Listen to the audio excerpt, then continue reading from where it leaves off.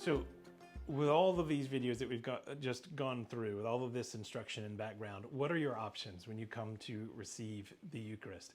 First of all, if you have clicked this video first, what are my options? You've done it wrong. We just have gone through a lot of how this works and why we do this. What I don't want you to do is just come with preconceived notions of, I'm not doing that.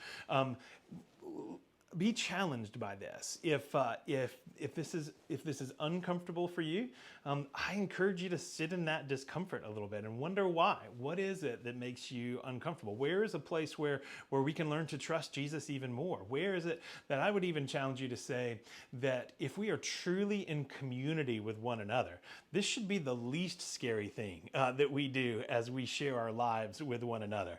And so I encourage you to be challenged by this. But at the same time, there's no forced march in any of this either. And so you do have a couple of options, okay?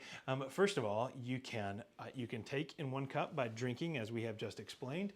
Secondly, you can intinct, okay? And so what intinct means is to dip it in there.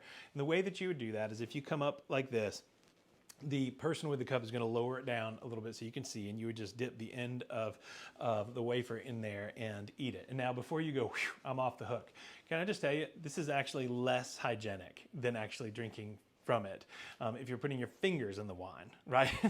And so this is actually less hygienic for you and for the rest of the people to be able to do it this way. And so we encourage you to drink from the chalice with your actual mouth as well. Here's the other option. If you are just really struggling with this and just need some time to be able to work through it and such as well, first of all, I encourage you to sit down with one of your staff or clergy folks to be able to talk through these things. But you can also just receive in one kind. That means just eat the bread. And it has always been the tradition of the church that if you receive in one kind, that you have received communion in full. Okay, and so we at Redeemer as well have we are going to really teach this doctrine too of one kind in many ways.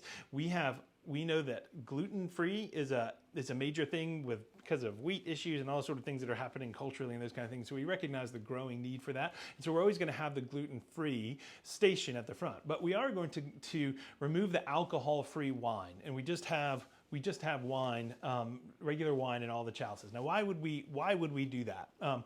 One, in knowing a lot of, the only reason that we would have alcohol-free wine is for those who have struggled with alcoholism in the past. After talking with many people who have recovered from alcoholism, they most of the time are very willing to be able to take the cup in the way that we give it. It's mixed with water as well, because when Jesus was stabbed in the side on the cross, water and wine both, or water and blood both came out, and so we mix water in our wine as well. It's watered down. It's blessed as well. It's also very little. It's not received in the same way. And so for the very few, I mean minuscule amount of folks for whom this would be an issue of conscience or health for some reason, very small number. You can rest assured that when you receive in one kind, you've received in full. And so we are going to have wine at all the stations. We're still going to have gluten-free in the middle. And you always have the option then of receiving the bread by eating it, by dipping it, by eating it and then drinking, or by dipping it and then eating it, or just receiving in one kind in receiving the bread as well. So my prayer for you is that that this will be something. When we announced this on this past Sunday that we were going back to the common cup, there was cheering. If this is different for you, ask why. What is it that we cherish so much about this? And I think that you will actually find that this can be transformative of your faith and your life and your relationship with Christ and with one another within the church. And so, but we're here to walk through this with you as well. So welcome as we return to the common cup here at Redeemer.